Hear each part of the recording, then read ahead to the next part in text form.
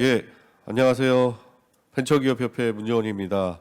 오늘 그 4차 산업혁명 시대 기업의 글로벌 진출과 기회에 글로벌 세미나에 참여해 주신 모든 분들께 감사드리고, 오늘 오프라인을 비롯해서 유튜브 채널을 통해서 시청해 주시고 계신 참여해 주신 분들께 감사의 말씀드립니다. 코로나 시대에 온라인, 오프라인 같이 동시 진행하고 있습니다. 그 한상대회 마지막 세션이기도 하고요. 많은 분들이 이제 벤처기업을 비롯해서 스타트업의 글로벌 진출에 대해서 관심이 많이 가지고 계신 걸로 알고 있습니다. 그래서 저희 벤처기업협회가 한상대회 안에서 오늘의 이런 자리를 마련했고요. 오늘 기회를 통해서 벤처나 스타트업의 글로벌 진출의 어떤 방법을 찾는 기회가 되시길 바라겠습니다. 간단하게 오늘 행사의 진행과 진행의 프로그램에 대해서 소개를 드리도록 하겠습니다.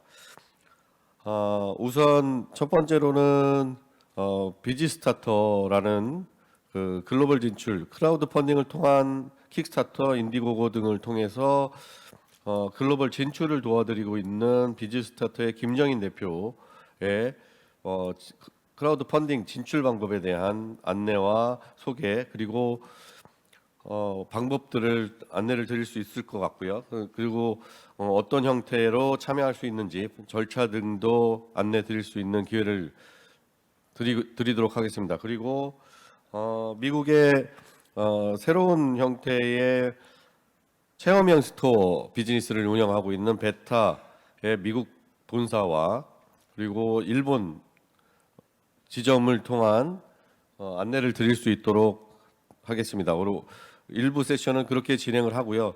2부는 저희 벤처나 스타트업 기업 중에서 우수한 기업들을 선발을 해서 이 오늘을 계기로 글로벌 진출에 대해서 관심을 갖고 있는 스타트업 대표님들을 만나볼 수 있는 시간을 갖도록 하겠습니다. 그럼 바로 크라우드 펀딩에 대한 내용들, 그리고 잘 알고 계실 거라고 믿고요. 크라우드 펀딩의 방법이나 진출에 대한 내용들을 줌을 통해서 연결을 해서 바톤을 넘겨드리도록 하겠습니다. 비지스타트의 김정인 대표님을 소개드립니다. 안녕하세요. 네, 안녕하세요. 네, 안녕하세요. 반갑습니다. 예, 네, 미국 뉴욕에서 인사드립니다. 비즈스타터 김정인입니다. 네, 반갑습니다. 현지 시간은 어떻게 되시죠? 지금 한국이 오전 9시 반이시죠? 여기 네네. 저녁 8시 30분입니다. 네. 그러면 앞으로 한 30분 정도 잘 부탁을 드리고요. 네. 유튜브 채널을 통해서 벤처나 스타트업들이 미국에 진출하고 싶어 하는 기업들이 많이 있습니다. 크라우드 펀딩을 통한 미국 진출에 대한 자세한 안내와 방법, 그리고 도와줄 수 있는 지원 내용들을 안내를 해주시면 감사드리겠습니다. 그럼 바톤을 넘겨드리겠습니다. 잘 부탁드립니다. 예, 감사합니다. 예, 방금 문재원 부장님께서 잘 소개를 해주셨는데요. 저는 미국 뉴욕 그리고 또 조지아주 아틀란타에서 활동하고 있는 비즈스타터의 대표를 맡고 있습니다. 김정인이라고 하고요. 오늘 이렇게 전 세계에서 활약하고 계시는 한국의 스타트업들, 기업체 여러분들, 그리고 또 경영인 여러분들을 이렇게 만나 뵙게 되어서 참으로 영광스럽게 생각하고 있습니다. 저희 비즈스타터에 대해서 저희 화면을 공유하면서 소개를 해드릴까 합니다. 저희 비즈스타터는요, 말씀 주신 대로 크라우드 펀딩, 킥스타터라든가 인디고고 크라우드 펀딩으로 시작을 했었고요. 이후에는 크라우드 펀딩을 마치고 난 이후에 미국 시장 진출을 하실 수 있도록 저희의 서비스 지원해드리고 있는 서비스의 폭을 다양하게 넓혀서 해외 시장 개척에 또 도움을 드리고 있습니다. 뿐만 아니라 이제 팬데믹 이후에서는 저희가 이전부터서도 크라우드 펀딩이라던가 해외 진출 관련해서 다양한 이제 지식들과 또 정보들을 공유하기 위해서 세미나와 워크숍들을 진행을 했었는데요. 팬데믹 이후에는 저희가 직접 대면을 하지 못하고 그런 데에 대한 제한들이 많았기 때문에 저희 독자적으로 비즈스타터 파워 웨비나라고 하는 웨비나 브랜드를 론칭을 시켜서요. 전 세계의 각계 전문가들을 초빙해서 여러 가지 정보들을 공유하고 또 적극적으로 논의하는 그러한 장을 또 마련하고 있습니다. 오늘은요, 저희 비즈스타터가 존재하게 되었던 첫 번째, 그리고 가장 큰 이유인 킥스타터에 대해서 좀 말씀을 드려보고 싶은데요. 이미 여러분들께서도 굉장히 너무나 잘 알고 계실 겁니다. 킥스타터에 대해서 몇백만 불짜리 크라우드 펀딩을 성공한 캠페인이라던가, 또 지금 자리에 앉아 계시는 분들 중에서도 이미 킥스타터 캠페인을 진행했던 경험이 있으셨던 분들 계실 것 같고요. 제가 이 자리에서 킥스타터에 대한 설명을 해드리는 것은 좀 무의미할 것 같고요. 대신 지금 앞으로의 세계 진출을 위해서 여러분들이 꼭 아셨으면 하는 부분들, 또 고려를 하실 때 빠뜨리지 않았으면 하는 부분들을 중심적으로 한번 살펴보도록 하겠습니다. 우선은요, 여러분들께서도 킥스타터에 대해서 조금 알아보셨던 분들은 친근하게 느끼실 수 있는 자료들일 텐데요. 킥스타터가 시작한 2009년 이후에 쭉 모아왔던 통계 자료들을 주요한 숫자들만 조금 살펴보고요. 그리고 나서 여러분들이 궁금하실 팬데믹 이후의 킥스타터에서는 어떤 변화가 있었는지, 그리고 누구나가 다 알고 있는 어떤 큰 성공의 이야기들, 크게 몇백만 불짜리의 모금에 성공했던 그런 캠페인들의 이야기들 말고 그 성공 신화 이면에 있는 현실의 이야기들도 함께 나누어 봤으면 좋겠습니다. 네, 먼저 통계 자료인데요. 지금 현재 2009년부터 2020년 작년이죠. 네, 현재 당시까지 2020년 당시까지의 총 펀딩 금액은 5.6 빌리언 달러라고 알려져 있습니다. 네, 제 계산이 맞다면 56억 달러에 육박하는 펀딩이 이루어졌죠. 성공 캠페인 수는 약 20여만 개 정도로 알려져 있고요. 킥스타터에서 물건을 한 번이라도 샀던 그런 베커는 현재 1,900만 명으로 알려져 있습니다. 죄송합니다. 네. 그리고 그 다음인데요. 성공 캠페인 평균 모금액은 조금 전에 몇백만 달러의 캠페인들에 대해서 말씀을 드렸지만 이 성공했던 20만여 개의 캠페인 중에서 캠페인에서의 모금액을 평균을 내면 약 한 2만 5천 달러 정도가 된다고 합니다. 이후에 팬데믹이 2000년도 들어와서 팬데믹이 시작한 이후에는 많은 분들이 문의를 하셨어요. 궁금해하셨고요. 킥스타터 역시 영향을 받지 않았나? 킥스타터 역시 모금액이 줄거나 하지는 않았습니까? 하는 문의들을 많이 하셨고 또 궁금해하셨는데요. 실제로 이 통계 자료를 보게 되면 2020년도에는 무려 19%에 달하는 성장을 했습니다. 2019년도에 모금액에 비하여 5.5 빌리언 달러라고 하는 누적액이죠. 2020년 당시에는 700만 거의 800만 달러에 가까운 모금을 했었습니다. 모금이 있었습니다. 그래서 물론 팬데믹 초기에는 잠깐 주춤하는 시기가 있었으나 온라인 쇼핑 금액이 많이 증가했던 그 팬데믹 시장의 변화와 함께 방향이 함께 간다고 볼 수가 있겠죠. 킥스타터 역시 펀딩 금액은 오히려 증가하는 추세를 보였습니다. 그뿐만이 아니고요. 어떤 제품의 펀딩이 더 잘 되었나, 어떤 제품이 인기가 있었나를 살펴보면 그 또한 어느 정도 변화가 있었는데요. 이전에는 아웃도어 관련 제품에서 큰 인기가 있는 캠페인들이 있었다면 팬데믹 이후에는 가정에서 즐길 수 있는 제품들 또는 자연 친화적인 제품들이 크게 선풍적인 인기를 얻었습니다. 몇 가지 예를 보겠습니다. 여러분들도 잘 아시는 분들 계실 것 같은데요. 1,200만 달러가 넘는 펀딩에 성공을 했고 굉장히 유명한 제품이죠. 픽 디자인에서 만든 제품입니다. 트래블 트라이포드 삼각대, 야외에서 촬영을 할 수 있는 삼각대인데요.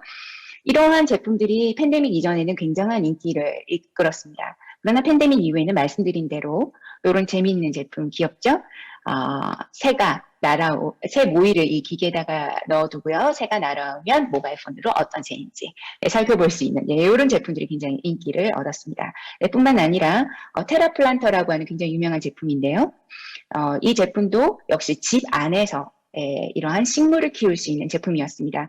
흙이 없이 물만 줌으로써 이렇게 예쁜 식물을 키울 수 있는 그런 제품이었는데요. 이것 역시 팬데믹 이후에 나타난 큰 변화 중에 하나였습니다.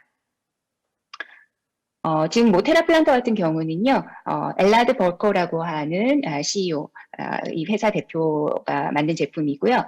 기회가 되면 이번에는 일정 조율 때문에 이번 한상대에 참석은 같이 스피커로서 참석은 하지 못했지만 다음에 기회가 된다면 이 테라플란터의 성공 이야기도 한번 자세하게 들어볼 수 있는 기회가 있지 않을까 싶습니다. 네, 그래서 성공 사례들 쭉 살펴보았고요. 또 큼직큼직한 숫자들 다 보았습니다. 자, 그럼 킥스타터에는 워낙 많은 성공 신화들이 있었지만 정말 그런 성공하는 캠페인들만 있을 것인가? 그렇지 않겠죠? 성공 이 뒷면에는 실패한 사례들도 많고 또 현실적인 그러한 통계 자료들도 있습니다. 한번 보실까요? 네, 요거는 저희 웹사이트에도 올라가 있는 통계 자료인데요. 실상 킥스타터 캠페인에 성공한 캠페인들이 널리 알려져 있는 것은 사실이지만 그 이면에는 63%에 달하는 캠페인이 성공을 하지 못하고 끝납니다. 또한 10만 달러 이상 모금을 받은 캠페인, 그 성공률을 계산을 해보면요. 1.3%에 지나지 않습니다. 100만 달러 모금이 굉장히 일상적으로 일어나는 것처럼 들리지만 실제적으로 10만 달러를 모금하는 것만 해도 1.3%의 성공률에 지나지 않다는 거죠. 뿐만 아니라 모금액을 전혀 받지 못하고 끝나는 캠페인 역시 전체 캠페인의 11%나 됩니다. 자, 이런 실패 사례들이 또 있게 되는데요. 저희가 좀 통계 자료로서 또 가져온 것은요. 킥스타터라고 하는 것이 어떤 혁신적인 아이디어와 또 좋은 제품, 세상에 이전에 없었던 어떤 새로운 제품을 소개하는 데 있어서 대중들과 손쉽게 접촉할 수 있는 플랫폼이다 라고 알려져 있죠. 그리고 실제로 제품을 론칭하는 것보다 어떤 투자자들에게 돈을 받거나 맨땅에 헤딩하듯 실제로 제품을 론칭하는 것보다는 적은 비용이 드는 것이 사실이지만 그렇다고 해서 전혀 비용 없이 진행할 수 있는 것은 또 아닙니다. 그래서 통계 자료들을 살짝 살펴보게 되면요. 영상이나 이미지 자료들 사전에 준비를 하셔야 되는데 이런 것들도 5,000달러에서 25,000달러의 비용이 필요하고 또 캠페인의 성공을 위해서 사전 마케팅이 필요한데 이러한 마케팅에도 최소 5,000달러에서 25,000달러 정도의 비용이 필요하게 됩니다. 여기에 더해서 미디어의 PR을 좀 더 하고 싶다. 매거진이라던가 이런 미디어 매체들에게 좀 더 노출을 시키고 싶을 경우에 물론 운이 좋을 경우는 제품이 기자들에게 발견이 되어 소개가 되는 경우가 있지만 PR 회사들과 함께 움직일 때에는 또 그만한 비용들이 발생을 하게 되겠죠. 뿐만 아니라 킥스타터나 인디고고는 이제 수천 개의 캠페인이 동시에 지금 이 순간도 돌아가고 있는 거대한 플랫폼이 되었습니다. 그 플랫폼에서 우리 캠페인을 노출시키기 위해서는 기본적으로 광고가 필수적이게 됩니다. 그래서 이러한 광고에 들어가는 비용 역시 고려하실 수밖에 없게 되겠죠. 그래서 이런 모든 비용들을 보았을 때 저희가 약 한 10만 달러 이상의 모금에 성공한 캠페인들만 모아서 통계 자료를 내었을 때 론칭 전에 들어간 마케팅 비용을 살펴보게 되면요. 평균 13,000달러 정도의 마케팅 비용을 썼다는 것이 알려져 있고요. 론칭 후에는 평균 36,519달러, 굉장히 높은 비용의 마케팅이죠. 요거는 이제 순수하게 광고 비용으로만 들어갔던 광고 홍보의 비용으로 보시면 되겠습니다. 그래서 결코 적은 비용이 들어가는 캠페인은 아니라는 거죠. 그리고 비용 분포도를 보시게 되면은요, 많은 분들이 일단 킥스타터에서 어느 정도 모금을 해서 나의 아이디어를 실제 제품으로 생산해 나겠다라고 생각하시는 분들도 상당수 아직 계실 것 같아요. 하지만 현실은 어디까지나 킥스타터에서는 제품을 론칭하여 소개하는 플랫폼으로 보시는 것이 사실은 좀 더 현실적으로 보시는 시각일 거예요. 캠페인을 진행하면서 실제 사용되었던 비용들을 보면 사실 제품 생산 원가는 전체 비용이 40% 정도를 차지를 합니다. 그 나머지 비용들은요, 킥스타터 수수료라던가 또 방금 말씀드렸다시피 이 캠페인 자체를 노출시키는 데 필요한 비용들이 큰 비율을 차지하고 있습니다. 굉장히 제가 현실적인 숫자들을 많이 보여드린 것 같은데요. 그럼에도 불구하고 킥스타터라고 하는 플랫폼은 여러분들께서 충분히 준비만 되셨다면 제품과 제품이 좋은 제품들, 시장을 충분히 조사하여서 그리고 킥스타터라고 하는 시장에 맞게끔 그 킥스타터 베커들이 갖고 있는 어떤 독특한 그런 캐릭터들이라고 할까요? 자, 그런 것들을 파악해서 그 타겟에 맞게끔 어떤 좋은 제품, 잘 준비되어 있는 제품 갖고 계시고 또한 기본적으로 필요한 이 캠페인 홍보에 필요한 자금들을 사전에 충분히 확보를 하시고 또 이제 한국의 많은 업체분들과 상담을 하다 보면 발견이 되는 점들인데요. 항상 급하게 많이 진행을 하세요. 이번에 딱 준비를 해서 다음 달에는 론칭을 하시고 싶으시다. 뭐 이렇게 많이들 말씀을 하시는데요. 킥스타터 캠페인 특징상 그렇게 단기간에 준비를 해서 단기간에 론칭을 시켜서 성공하기는 상당히 힘듭니다. 그렇기 때문에 제품의 준비, 자금의 충분한 확보, 그리고 거기에 못지않게 중요한 것이 충분한 준비 기간입니다. 이러한 것들을 잘 준비를 하셔서 킥스타터 캠페인을 진행을 하시게 되면은 이런 현실적인 숫자들, 성공률이 너무 낮은데 내가 과연 성공할 수 있을까 하는 우려들을 접고 성공을 하실 수 있는 그러한 확률이 더욱더 높아지게 되겠죠.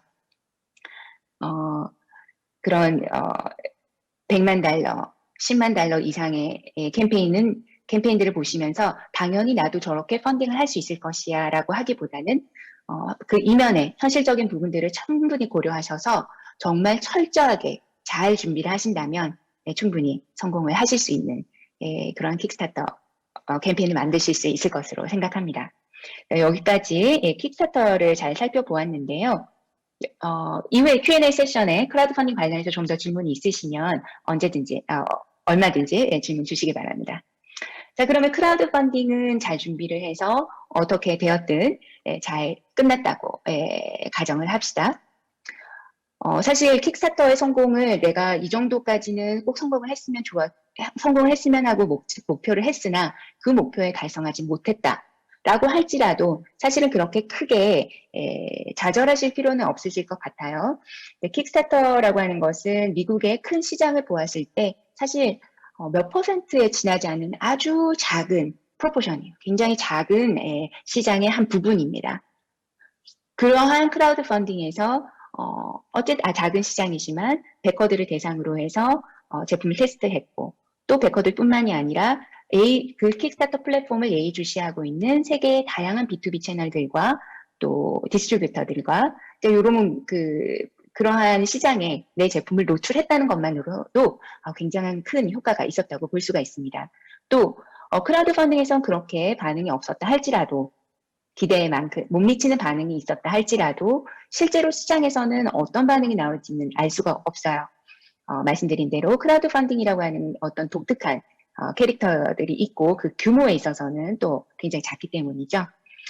자, 말씀드린 대로 저희 비즈스타터에서는 킥스타터뿐만이 아니라 이제는 그 킥스타터를 넘어선 실제 시장에서의 진출까지도 지원을 해드리고 있습니다.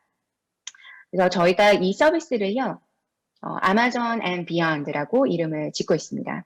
여러분들은 잘 알고 계시겠지만 미국 시장의 진출은 일단 아마존부터 시작한다고 해도 과언이 아닙니다. 저도 미국에 이제 살고 있는 일반 소비자로서 어떤 제품 필요하다, 구매를 해야 되겠다라고 하면 가장 먼저 찾는 곳이 아마존이에요. 구글이나 한국에서 네이버에서 주로 검색을 많이 하실 텐데요. 구글도 아니고 어떤 구매가 필요하다라고 했을 때는 반드시 아마존을 먼저 가게 되는 것이 미국 소비자의 일반적인 패턴이라고 볼 수 있겠습니다. 그래서 이 아마존에 이제 들어가시게 되면 이미 지금 자리에 앉아 계신 분들도 아마존에서 제품을 판매하고 계시고 또 계속 하고 계신 업체분들도 많으실 텐데요. 아마존 진출에 있어서 가장 중요한 것, 요 4가지를 꼽을 수 있겠습니다. 브랜드 등록, 제품 리스팅, 제품 리뷰, 그리고 고객 서비스, 이렇게 4가지인데요. 저희가 미국 시장에 제품을 론칭하면서 가장 중요하게 말씀드리는 것이 이 presence입니다.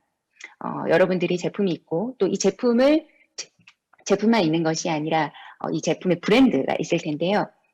이 제품과 또 이 브랜드의 presence를 하나하나 빌드업해가는 과정이 굉장히 중요합니다. 사실 크라우드 펀딩을 성공적으로 마쳤다 할지라도 실제 시장에 나오시면은 이 제품은 브랜드 인지도가 거의 제로에 가까운 제품입니다. 자, 이 브랜드 인지도가 거의 제로에 가까운 제품. 여러분들께서 아무리 특별한 애정을 가지고 또 멋진 제품을 만들어 나셨다 할지라도 일반 미국의 소비자들은 굉장히 냉철하고 냉정할 수밖에 없는데요. 자, 이럴 때에 바로 매출을 기대하시기보다는 내 브랜드와 내 제품의 프레젠스를 지속적으로 그리고 꾸준하게 빌드업해 나간다라고 하는 그러한 태도를 가지고 가셔야 될 거예요. 자, 그러한 관점에서 봤을 때 이 네 가지가 굉장히 중요합니다. 네, 브랜드 등록. 네, 아마존에서는 제품만 단순히 리스팅하는 것이 아니라요. 이 제품이 리스팅 됐으면 이 제품의 브랜드 또한 등록을 하실 수가 있습니다. 그래서 이 제품의 브랜드를 등록을 하게 되면 제품의 상세한 정보와 그리고 다른 브랜드가 등록되어 있지 않은 제품보다 더 많은 정보를 공개를 하실 수가 있게 돼요. 그리고 제품 리스팅에는 당연히 제품 사진이라던가 제품 설명이 들어가겠죠.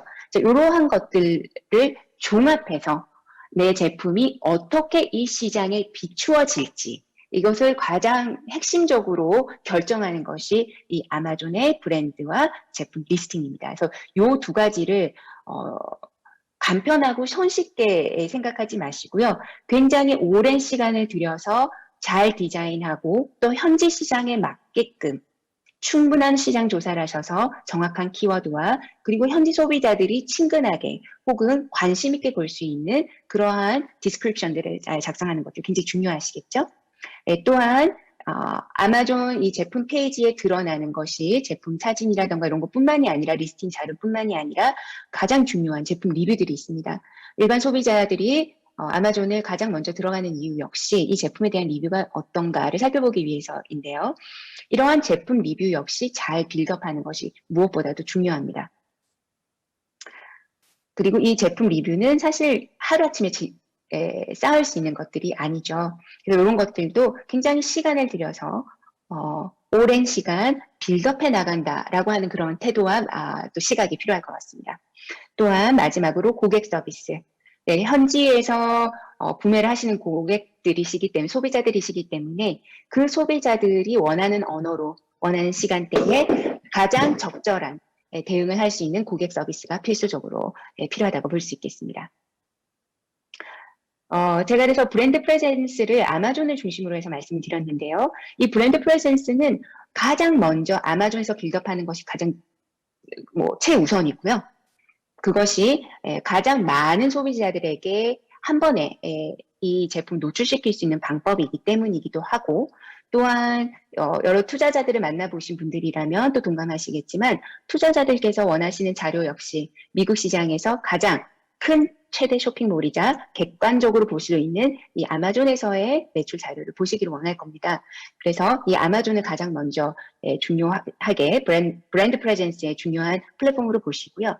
그 다음에 무시할 수 없는 것들은 또 나와 있는 대로 웹사이트라든가 랜딩 페이지를 통해서 내 브랜드와 나의 제품을 소개할 수 있는 그러한 장을 또 준비를 꼭 해주셔서 소비자들이 언제든지 정보를 찾아볼 수 있도록 해주셔야 되겠고요.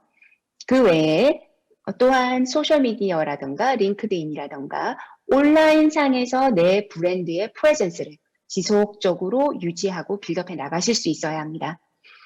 초기에 그만한 자력이 좀 힘들다라고 한다면 아마존과 웹사이트에 집중을 하셔야 되겠지만 그것뿐만이 아니라 어느 정도의 자금력과 인력이 확보가 되신다면 이후에는 소셜미디어와 링크드인과 같은 이러한 온라인 플랫폼을 충분히 활용하셔서 일반 소비자들에게 내 브랜드가 좀 더 널리 알려질 수 있는 그리고 잘 소통할 수 있는 그러한 장을 만들어 주시는 것이 굉장히 중요하겠습니다.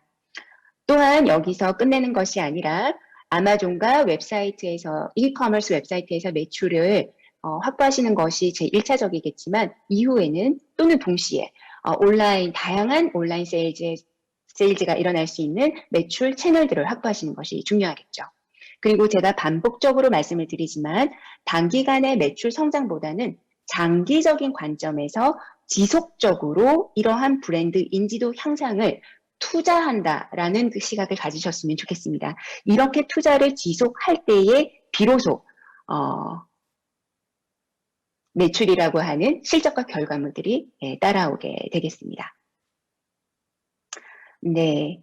그리고 이러한 브랜드 인지도와 그리고 브랜드 인지도가 향상이 되고 또 구매 고객층이 형성이 된 이후에서부터는 매출 전환이 일어날 수 있도록 공격적인 온라인 마케팅을 시작하셔도 ROI라던가 그 실적이 어느 정도 퍼포먼스가 나오게 될 거고요. 이후에는 다양한 온라인과 오프라인 채널들 그리고 메인스트림 온라인 채널들, 메인스트림의 세일즈 채널들을 통해서도 제품을 판매하실 수가 있게 될 겁니다. 저의 다음으로는 체험형 스토어인 베타에서 이제 발표를 하게 될 텐데요. 베타와는 저희가 굉장히 긴밀하게 협력하면서 새로운 제품들이 소개될 수 있는 플랫폼으로 저희 제품들도 소개하고 또 매출이 일어날 수 있는 그런 협력들을 하고 있습니다. 그래서 미국에서는 아마존이라던가 이런 메인에 중점적으로 집중하셔야 되는 세일즈 채널들도 있지만 시장이 넓은 만큼 다양한 채널들이 있습니다. 내 제품에 맞는 내 타겟 오디언스와 적합한 그러한 세일즈 채널들을 다양하게 찾으셔서 내 제품을 더 노출하고 또 온라인의 상에서의 브랜드 인지도를 높이고 그러면서 매출이 전환되는 이런 순환 서클을 만드실 수가 있을 겁니다. 몇 가지 케이스 스터디를 보여드리면서 제 발표를 마무리할까 하는데요. 아마도 이후에 있을 저희 이제 그 기업체분들, 발표자분들께서도 한 분 계십니다. 저희가 첫 번째 예시 사례로 보여드릴 웰스케어입니다. 웰스케어는요, 콜드 레이저라고 아실지 모르겠는데요. 이 콜드 레이저라고 하는 기술을 이용해서 전 세계 최초로 웨어러블하게 통증을 치료하고 또 완화해 줄 수 있는 그러한 기기를 개발하신 우리 한국의 자랑스러운 스타트업입니다. 네, 이 웰스케어 역시도요, 인디고고 크라우드 펀딩에서 먼저 시작을 하셨고, 이후에는 아마존, 말씀드린 대로 아마존에 굉장히 집중하셔서 제품의 브랜드 인지도를 꾸준히 빌드업하셨습니다. 뿐만 아니라 다양한 그 세일즈 채널들을 구축하셨는데요. 터치 오브 모던이라던가 브룩스톤이라던가 뉴에그라던가 초기에는 굉장히 다양한 온라인 세일즈 채널에 제품을 노출하면서 브랜드 인지도를 강화시키셨고요. 그와 동시에 소셜미디어를 통해서 이렇게 지속적으로 소비자들과 소통을 하셨고 또 인플루언서 마케팅을 통해서 이 통증에 대한 메디칼 쪽의 기기이기 때문에 미국 국내의 카이로프락터 분들이라던가 피지컬 테라피스트라든가 이러한 전문인들의 소셜미디어를 활용하는 그러한 마케팅 활동들을 열심히 하셨습니다. 그렇게 꾸준히 브랜드 인지도를 쌓으시고 시장을 확장해 나간 결과 올해에는 베스트바이에 입점을 하게 되는 놀라운 그런 결과 실적도 내셨죠. 네, 그래서 이러한 성공 사례가 또 웰스케어에 있었습니다. 또 이후에는 저희 이제 Fit 360라고 하는 이제 제품인데요. 이것도 역시 세계 최초로 목에 밴드형이죠. 넥 밴드형으로 실시간 촬영을 하고 라이브 스트리밍을 할 수 있는 이제 이런 제품입니다. 이 제품 역시 굉장히 혁신적인 제품이었기 때문에 실제로 사용할 수 있는 그러한 체험형 스토어가 필요했었는데요. 베타가 역시 이번 Fit 360를 소개할 수 있는 좋은 체험형 스토어의 장을 또 디스플레이를 해서 또 체험할 수 있는 그러한 장소를 또 마련해 주셨었고요. 또 요거는 올바로 에어라고 하는 제품입니다. 누구나 다 아시겠지만 이런 교정할 수 있는 자세를 교정할 수 있는 밴드인데요. 그뿐만이 아니라 교정을 하는 데 있어서 안에 에어셀을 넣는 혁신적인 기술을 도입한 그런 제품입니다. 올바로 에어 역시 킥스타터 인디고고를 통해서 성공을 하셨고요.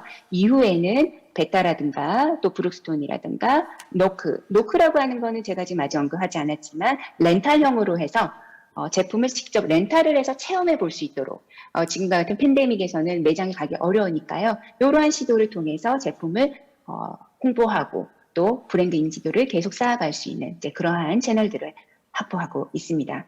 그래서 이런 식으로 해서 여러 가지의 이제 사례들도 한번 살펴보았는데요. 사실 미국 시장 진출은 그렇게 쉬운 길도 아니고 또 단기간에 이루어질 수 있는 이제 그런 길도 아닙니다. 하지만 충분하게 시장 조사를 하시고 또 준비를 하시고 자금이라던가 또 제품 개발이라던가 또 미국에서 함께 할 수 있는 정말 믿을 수 있고 또 오래 일을 할 수 있는 이제 그런 파트너분들을 만나실 수 있다면 정말 기회를 잡고 또 성공할 수 있는 네, 그러한 한국의 많은 스타트업들과 기업체들이 나오지 않을까 그렇게 기대가 되고요. 또 저의 짧은 프레젠테이션이었는데 여러분들께 또 도움이 되었으면 하는 바람입니다. 질문들 있으시면 제가 받도록 하겠습니다. 질문 있으실까요? 오늘 질문보다는 앞으로 이제 소개를 드린 내용에 대해서 온라인 참여자분들이나 뭐 이후에 궁금하신 내용이나 이런 분들이 있으면 지금 비즈니스 스타터를 통해서 메일이나 카톡이나 뭐 이런 채널들을 통해서 접촉할 수 있도록 협회가 도움을 드릴 수 있도록 하고요. 온라인 채널을 통해서 유튜브 채널을 통해서 접촉 방법이나 이메일이나 이런 것들을 공개해 드릴 수 있도록 하겠습니다. 오늘은 시간 관계상 이렇게 바로 다음 단계로 진행하도록 하는 게 맞을 것 같아서 그렇게 진행 부탁드리겠습니다. 감사합니다. 네, 알겠습니다. 감사합니다. 예, 지금까지 비즈스타터의 김정인 대표님이셨습니다. 다음으로는 또 다른 채널을 통해서 글로벌 진출을 도움을 주고 계신 베타의 메간 레온하드님을 소개를 드리고요. 베타는 체험형 스토어를 통한 비즈니스를 통해서 체험을 할 수 있게끔 도움을 주면서 글로벌 진출에 좀 더 쉽게 접근할 수 있도록 도움을 주고 있는 회사입니다. 그러면 메간 레오나드님을 소개드리도록 하겠습니다. 감사합니다. Okay, thank you for having me. My name is Megan Leonard. I'm a senior partnerships manager at Beta in the US. I live in and work out of Los Angeles. So we'll dive right in. Yeah, again, thank you for having me. So Beta, we're a company, we're about 6 years old. We started with our first store in Palo Alto here in California in Silicon Valley. We opened our first store in 2015, and today we've expanded both across the US and internationally. Today in the US, we have 9 stores across the country, and we have international locations in Dubai, Saudi Arabia, as well as Japan. So we really set out to build Beta to reinvent retail, both from a consumer perspective and from a brand perspective. From a consumer perspective, we wanted to build stores that were highly experiential. We wanted to build stores that allowed consumers to really learn about the products, particularly products that were new, innovative technologies that might not be familiar, and really to showcase these products and markets across the country. From a brand perspective, Beta was really meant to offer new products to market with an easy access to retail. So giving brands really the opportunity to enter into key markets, particularly in the US, and allow them to understand how people were engaging with their product. So we pioneered the concept, what we called retail as a service. And through the pandemic, we've vastly changed our business model and are now offering a service that we're calling streaming as a service, which I'll dive into in a little bit. But sticking true to Beta, right, we're always thinking outside of traditional retail. We always want to help brands reach new customers, particularly brands and products that require a lot of education, that require a touch point. We're a great outlet really for introducing new brands in the US and helping customers understand how these brands can help impact their lives. Beta is the world's most influential tech retailer. From consumers and retailers, media, people look to Beta to see what new innovative technologies are coming to the market. And we've really been the experiential partner for every major tech launch in the last 6 years. Here are a few of the brands listed that you can see we've brought to retail. But before a lot of these brands were found in Best Buy or found on Amazon or found in big box US retailers, they were at beta. We offered them easy access to retail. We offered them consumer insights, and we helped them launch into physical spaces that then they were allowed to take the findings from their experience with beta and then really scale their business. So we really work closely with our brands to make sure that they're having a successful time within our stores, testing out new markets, testing out new price points, helping them understand the US market and how they can best position themselves to succeed in a physical setting. So the pandemic was obviously a challenge for anybody in retail. At the beginning of the pandemic, when our stores were shut down, our initial strategy was to send camera equipment to each of the stores and have our retail staff start filming small videos. People couldn't come to the stores, but they still wanted to learn and engage with the brands within our stores. So we leaned on video to really help educate customers across our digital assets and help continue to provide value for our brand partners. And pretty quickly, we found that video was able to replicate our in-store discovery model, but at a much larger scale. And here are some of the findings from the videos that we started producing during the pandemic. So products on beta.com, our e-commerce website, that had a video were 10 times more engaged than products that did not have any video. We also started seeing the time spent on our website as we started developing and filming more videos increased to about 21 minutes a session. So we instantly knew there was a linear correlation between video content and engagement. You can see the video views here from when we started in December of 2020 to August. We went from a platform that had 0 views, 0 content. We produced over 800 videos, and by August, we had 1.5 million monthly views across our own website and across our social media platforms like YouTube, Instagram, and Facebook. And it wasn't just us. A lot of brands and a lot of retailers are turning to video in order to reach new consumers. It's a very important part of how you market yourself, giving people the opportunity to learn and educate themselves about your product without seeing it in store. A lot of people are transitioning towards live content, and there's a few reasons. It's real, it's authentic, people are drawn into a live scenario. Additionally, there's a number of algorithmic advantages to live video. I'm sure you've seen on social media platforms, but platforms like Instagram, platforms like Facebook and YouTube, there are those algorithmic advantages that will place your content at the top of someone's feed, so you're much more likely to be seen. And additionally, live shopping and video commerce in the US is growing rapidly.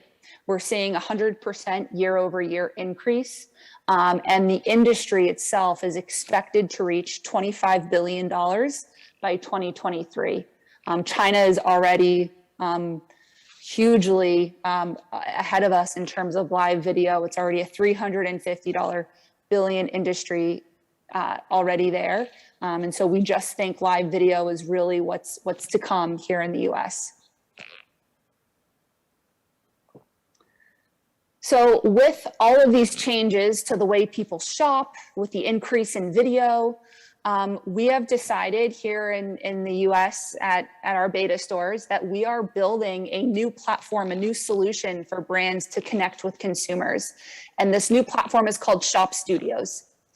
Shop Studios is a product discovery platform really for hyper engagement and continued reach. So what we're doing in our US stores is we are building live production environments so that we can stream live from our stores every day of the week. With this change of our stores, we are also revamping our e-commerce site. So that it is a complete video experience. Every brand, every product that works with us will no longer have a static image. Instead, they will have a video that is played 24/7. So anybody coming to beta will be able to land on that product page and instantly engage with video to learn about that product, to learn about the brand, to see it being demonstrated, and have a deeper understanding the way that they would in our stores. So this is an example of the studio we've built in our store in Palo Alto. The lady here, her name is Noelle. She's one of the hosts of the programs that we develop. And these studios are meant to be live production and retail environments. They can really be installed anywhere. To start, we are building these studios into our store footprint. And we're starting with our own beta store locations. So consumers here in the US going to visit a beta store, it will be a hybrid experience of a retail shopping area, which is what you can see which in the green in this planogram. But also they'll be able to stop in and see live video sets that are filming on air as they are in the store. So these thematic sets that you can see on the exterior are represented in this picture that I showed you in the slide before.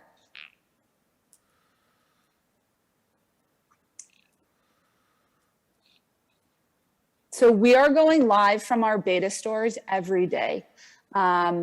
We have a multi-branded studio that we can feature multiple products a day.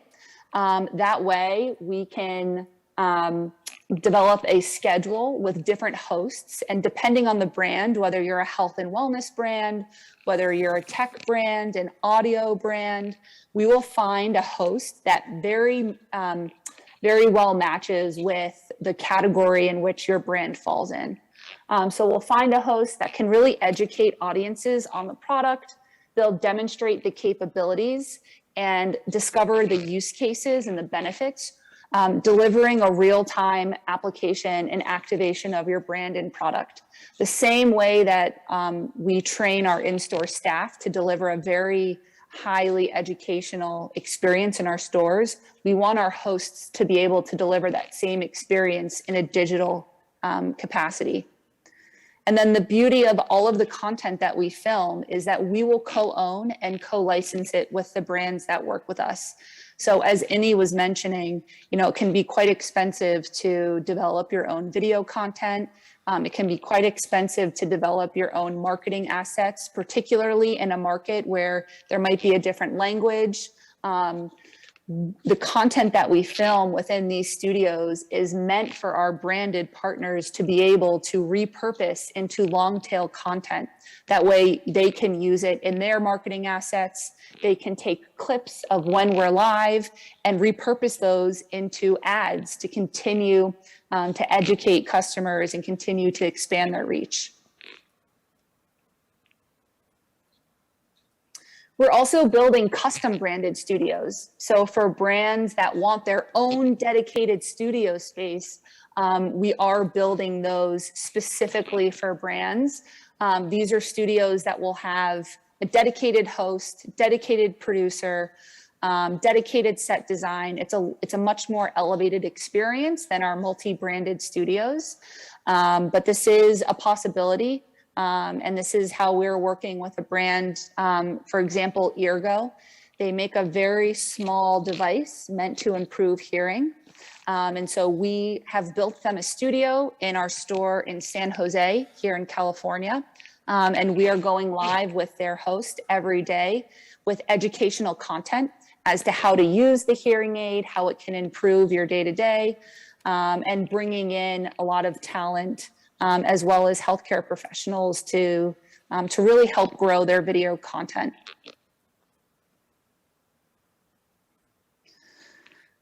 So as I mentioned, these are live advanced production studios. We have invested in very high-end tech equipment and camera equipment to allow for multi-angles and to allow a host to stay focused on the camera on the initial camera, while our additional cameras in the studios can capture different angles.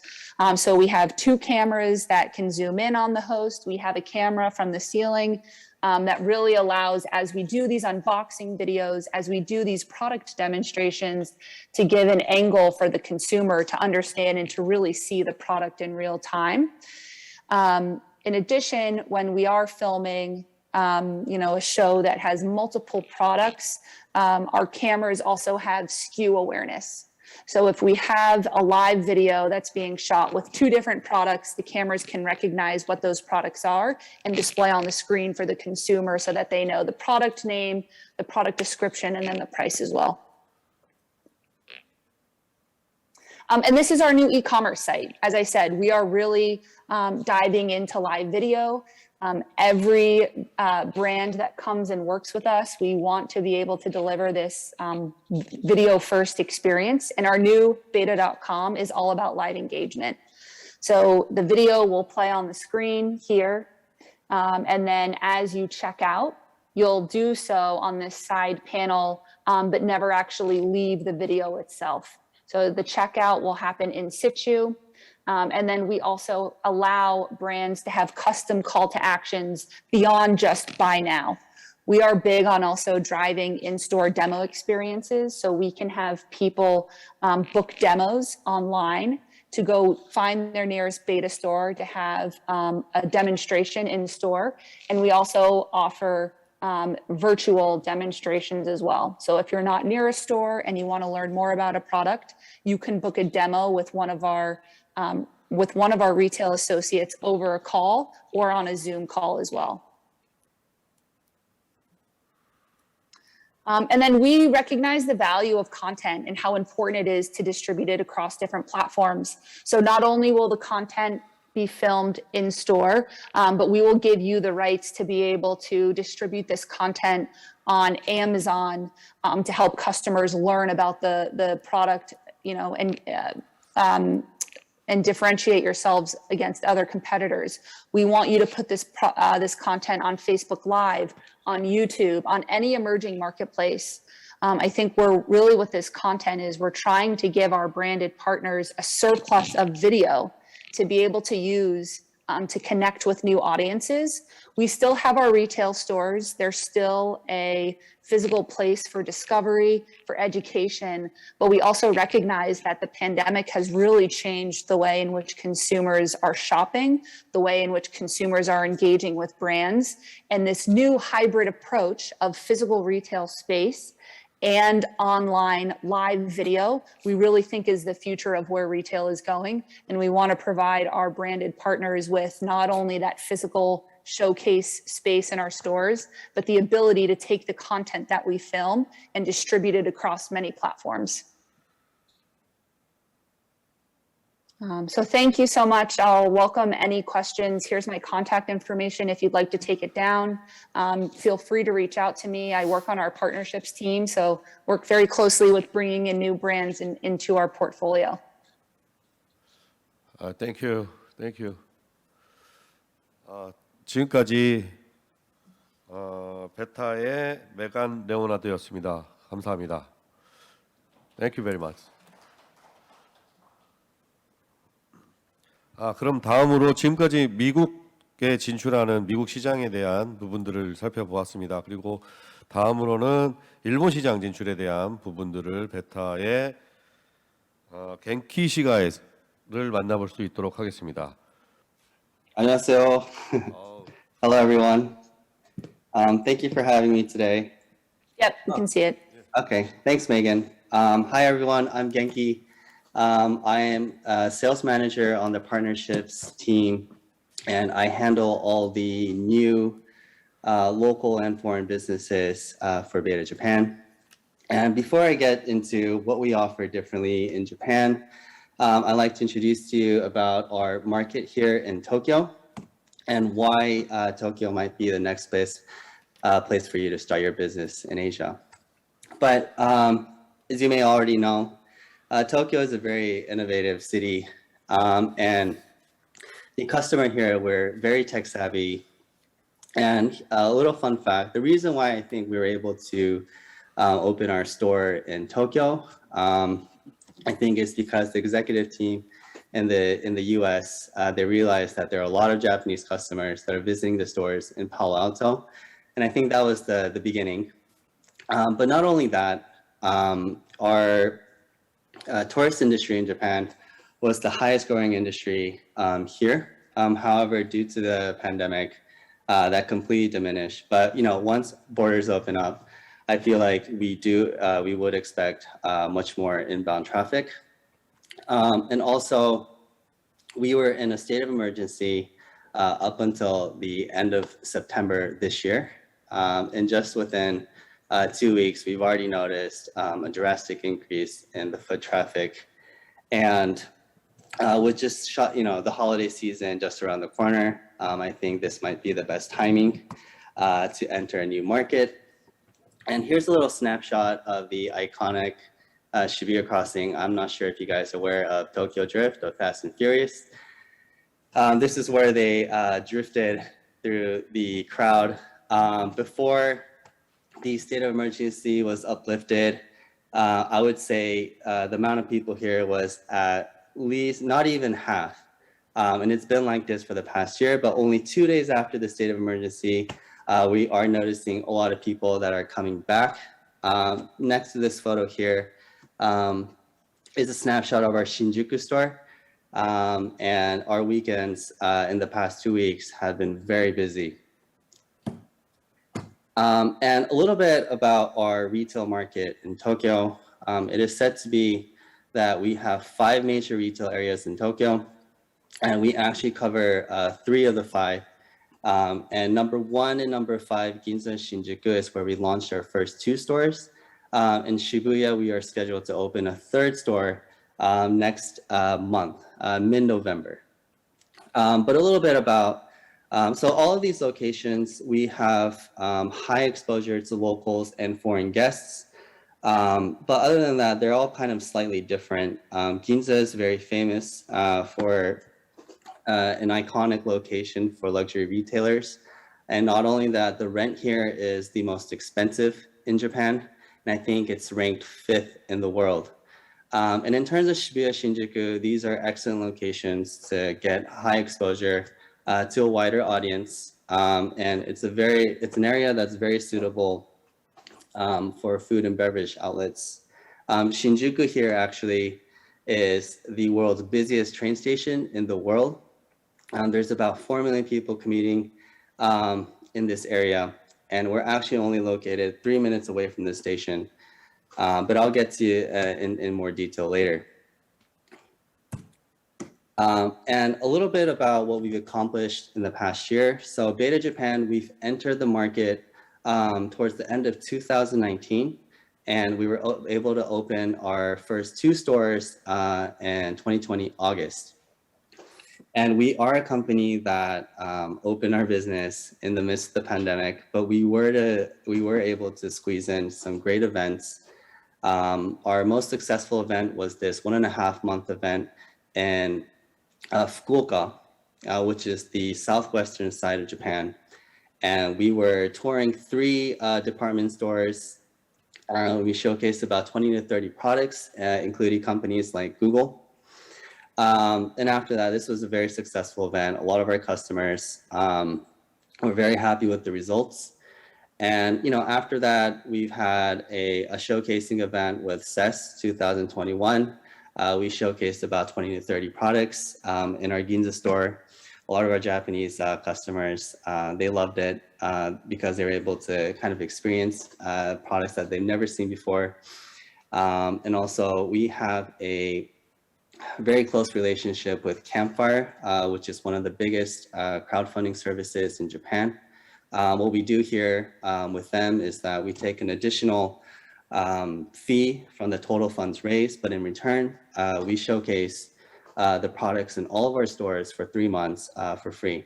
And this is like to really help them with their campaigns. And it's a great way for new and upcoming startups to really showcase their products so that their customers and supporters can come and test them out. And lastly, this is still in progress. but we are working with one of our partnering companies called Toppan. They're a multinational corporation.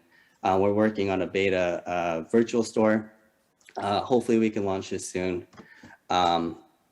And also, like I've mentioned, we are scheduled to open our third store in November. The theme is beta 1.5. I'll get to more details later. But we are scheduled to open mid-November. And, you know, in just such a short span of time, we are still able to expand. And without any of the inbound traffic, we were still able to work with 250 brands and have showcased over 500 products and have over 1,000 media coverages. And I think this kind of proves that there is a high demand for what we do here in Japan.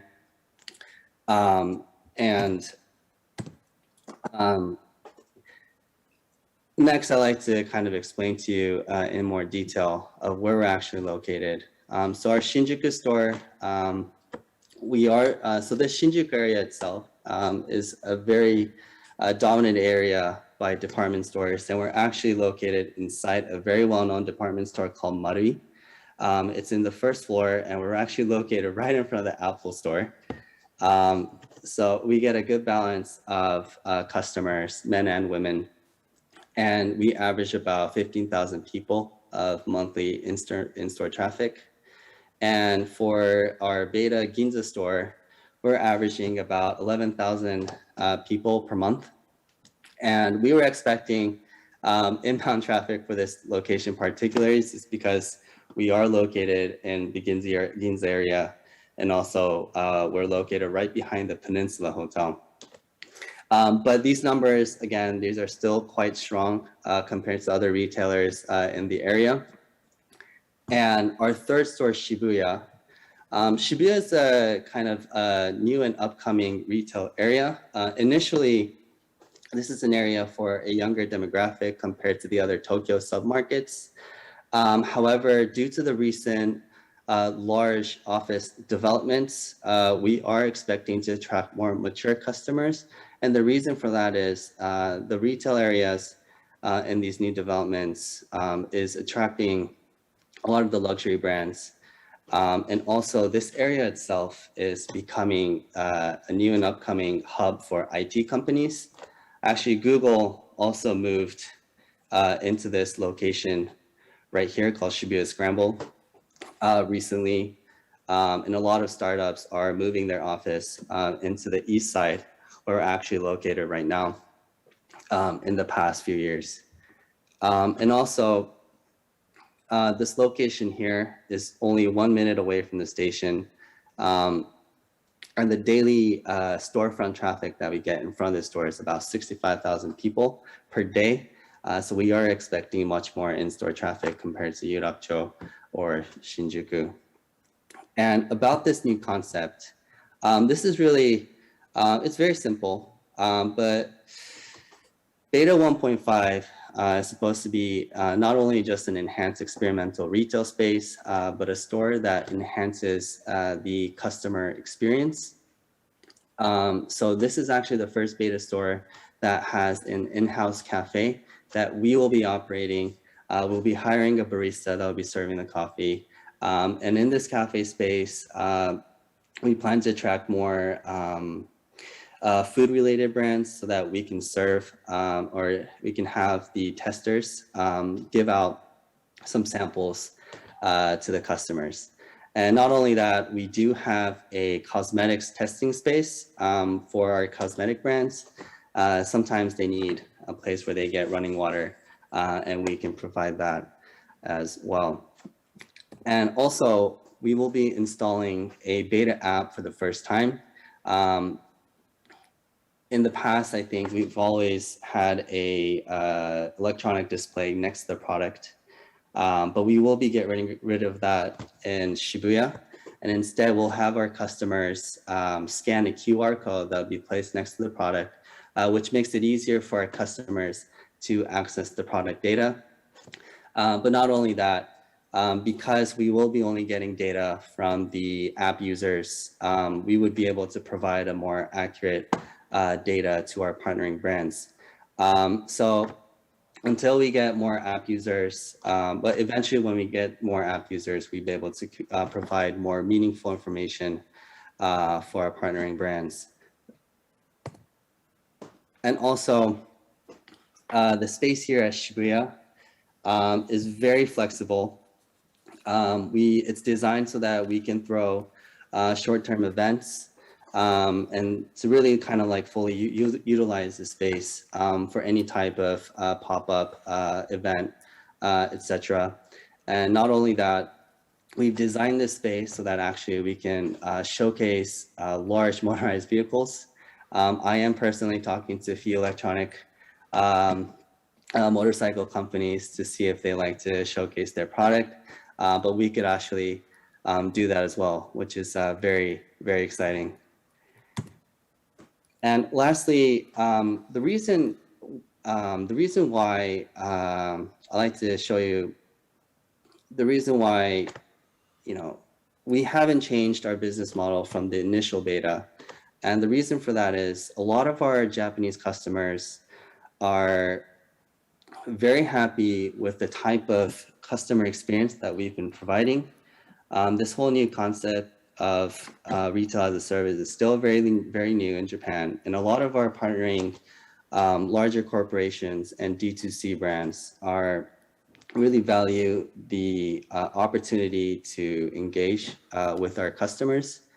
And not only that, in terms of like the real-time data and the quality feedback that we give is very valuable for our customers as well.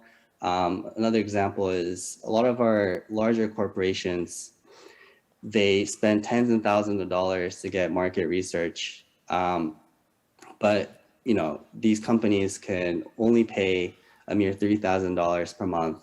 And we provide about 30 to 50 real feedback to the customers. Not only that, with the data of the in-store traffic, which is very valuable for them. So they can use that data for their next product launch and whatnot. But this real feedback from the customer service that we have in Japan is something that we only do in Japan. Our testers actually, when they engage with the customers, they try to ask a series of questions, and the feedback that they get back from that, we actually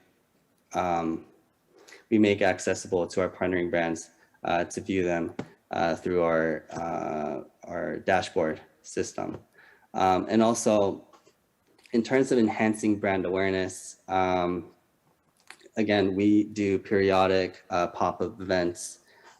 We have space to enhance the customer experience for some of our brands. And really, we could really throw any kind of event, especially in Shibuya. And a lot of our clients think that beta really helps with their enhancing their brand exposure. And lastly, a little bit about our business model. We ask for a monthly placement fee. Our list price is $3,000 per month, but in return, we provide the physical access to a top-tier location. We also give back the client data and product feedback. We could also do a basic translating service, and also we give back 100% of the sales. And we also even cover the credit card fees when a customer purchases a product.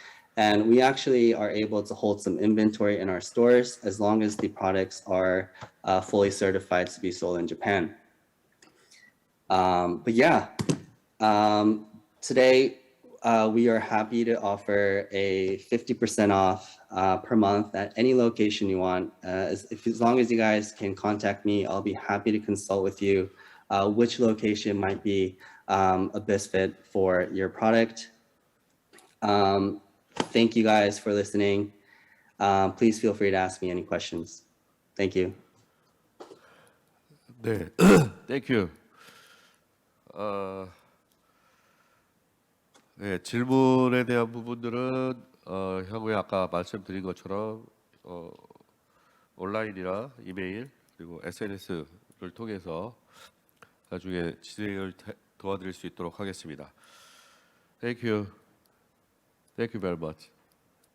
4차 산업혁명 시대 기업의 글로벌 진출과 기회, 일부는 미국과 일본 시장 그리고 세계 시장 해외 진출에 대한 방법들을 소개해드리는 시간을 가졌다고 한다면, 2부는 저희 국내에 있는 기업들 중에서 해외 시장 진출을 하기 위해서 노력하고 있고 매우 재밌는 아이템으로 지금 현재 해외 진출을 계속 문을 두드리고 있는 기업들을 소개시켜드리는 순서로 마련했습니다. 그러면 바로 시작하도록 하겠습니다. 첫 번째 기업을 소개드립니다. 그 육아용품 플랫폼 그리고 육아용품과 관련된 컨텐츠를 소개해주고 플랫폼화하고 있고 지금 현재 글로벌 시장을 진출하고 있는 웨델의 심혁기 대표님을 모시겠습니다. 큰 박수 부탁드립니다. 네, 안녕하세요. 반갑습니다. 저는 2019년도에 웨델을 창업하고 현재 대표이사를 맡고 있는 심혁기라고 합니다. 이런 귀한 자리에 초대받게 되어서 영광입니다. 반갑습니다. 웨델은 지구상에서 가장 남쪽에 위치한 남극에 살고 있는 물범의 종류 중 하나입니다. 극한 추위 속에도 새끼를 키우기 위해서 그 어떠한 어려움도 감내하는 웨델 물범에서 모티브를 얻어 회사명과 서비스명을 웨델로 짓게 되었습니다. 저는 웨델을 시작하기 반년 전에 첫 아이를 출산하였는데요. 출산하고 나서 두 가지에 크게 놀랐었습니다.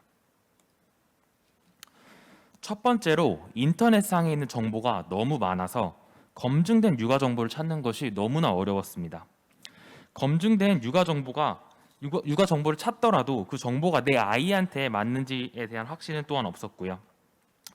주위를 둘러보니, 그리고 제 아내한테 물어보니 육아 정보를 받는 방법은 우리 아이의 할머니, 할아버지, 부모한테서 받거나 혹은 주위에 육아를 해본 그리고 육아를 하고 있는 친구들, 그리고 마지막으로는 맘카페에서 정보를 얻고 있었지만 이 과정에서 정보가 오가는 과정 속에서 검증되지 않은 부분이 너무나도 많았습니다. 두 번째로는 한국 콘텐츠에 대한 수요가 빠르게 증가하면서 한국 육아에 대한 관심도 또한 빠르게 증가하였습니다. 가끔씩 외국에 있는 친구들과 안부를 주고받으면은 한국 육아에 대한 궁금증이 너무나도 많았고 한국 육아용품 구매에 대한 니즈 또한 너무나 높아졌다는 것을 알 수 있었습니다. 아마 생각하실 수 있을 것 같습니다. 육아 콘텐츠라는 것이 범위도 굉장히 작고 한정적이기 때문에 육아 콘텐츠로 무엇을 할 수 있을까? 확장성이 있을까라는 의문을 가지실 수 있는데 저는 그 정반대라고 말씀을 드리고 싶습니다. 육아 콘텐츠의 범위는 맞습니다. 한정적이고 굉장히 반복적입니다. 그렇기 때문에 저희와 같이 제한적인 리소스를 갖고 있는 스타트업이 빠르게 많은 콘텐츠를 확보할 수 있으며 우위 또한 점할 수 있습니다. 그리고 육아 콘텐츠는 문화와 나라에 생각보다 의존적이지 않기 때문에 해외에서 재활용하여 수익화할 수 있는 방법이 무궁무진합니다. 그래서 저는 이렇게 웨델을 창업하였고 저희 웨델 팀, 저의 비전은 명확합니다. 전 세계 부모가 사용하는 콘텐츠 플랫폼이 되는 것입니다. 제가 여기서 말씀드리는 콘텐츠는 부모가 필요로 하는 육아 지식과 정보도 있지만 웹툰, 동영상 형태의 유익 콘텐츠, 교육 콘텐츠도 포함하고 있습니다. 저희 웨델이 1년 반 동안 만들어낸 성과에 대해서 가볍게 설명을 한번 드리도록 하겠습니다. 웨델은 지금까지 국내에서 3,500개의 육아 콘텐츠를 축적하였고 유저에게서 굉장히 좋은 평을 받고 있는 앱으로 성장하였습니다. 처음 접속하여서 다음 달에 다시 접속하는 유저 비율은 1년 반 전에 첫 달에 20%로 시작해서 1년이 지나고 조금 넘은 저번 달 9월 달에 50%를 달성하였고 연말까지는 70% 이상을 달성할 것으로 보입니다. 저희가 보유한 육아 콘텐츠를 활용하여 인도네시아의 국내 우수 육아용품을 판매하였고 그로 인해 2명만의 인원이 투입되었었던 소규모 프로젝트가 1년 반 동안 6억 원 이상의 실적을 만들어내기도 하였습니다. 저희가 육아를 해외에 수출했던 모습들을 캡처해서 올려놓은 거고요. 제가 계속 콘텐츠를 말씀드리는데 콘텐츠는 사실 돈을 벌기가 쉽지 않다라는 부분에 대해서 모두 공감하실 것 같으세요. 저는 웨델이 콘텐츠를 가지고 수익화를 세 가지로 하고 있는데 이 세 가지 방법을 한번 설명드리겠습니다. 첫 번째로 웨델은 저희만의 콘텐츠를 활용하여 저희 플랫폼 웨델에서 육아용품 판매를 일으키며 고객을 락인시킵니다.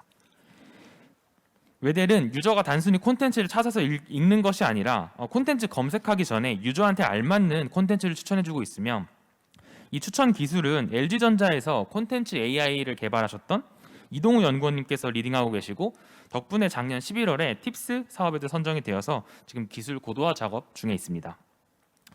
두 번째로 웨델은 축적한 콘텐츠를 국내 제조사에게 제공하여서 제조사와 함께 신제품을 출시해내고 수익 분배 그리고 로열티를 통해서 추가적인 수익을 만들어냅니다.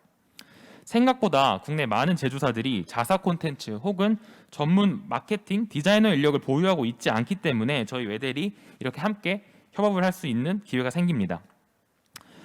이는 10년 넘게 해온 유명 브랜드들에게도 적용되는 이야기고요. 한 가지 예로 저희가 올해 9월에 가제 손수건을 출시하였습니다. 이 제품은 국내 비비엔다라고 원단으로 굉장히 유명한 브랜드와 같이 진행을 하였으며 이 제품 판매를 통해서 저희가 매년 1억 원의 매출을 예상하고 있습니다. 콘텐츠의 확장성을 통해서 저희는 매년 3개에서 4개의 신제품을 만들어낼 수 있으며 필요에 따라서는 저희가 추가 채용을 통해서 출시 횟수는 얼마든지 늘 수 있습니다. 마지막으로 저희는 웨델의 콘텐츠를 영문으로 번역하고 포맷 다각화를 통해 굉장히 많은 조회수를 만들어냅니다. 국내에서는 출산율이 줄어들고 있다는 이야기를 하시지만 해외의 출산율은 줄어들고 있지 않고 있으며 영문으로 저희 국내 콘텐츠를 읽을 수 있는 사용자 수는 국내에 약 30배 정도가 됩니다. 그렇기 때문에 저희가 콘텐츠를 현지화하고 축적하여서 해외 광고 수익에 특화되어 있는 SNS에 배포를 하며 또 반대로 저희가 심리 테스트라든지 다양한 인터랙티브한 형태의 콘텐츠를 배포를 하여서 웨델이 보유하고 있는 콘텐츠를 수익화하는 방법을 또 한 번 검증할 수 있었습니다. 저희 콘텐츠 수익화 사례 국내에서 2번 했었던 사례고요.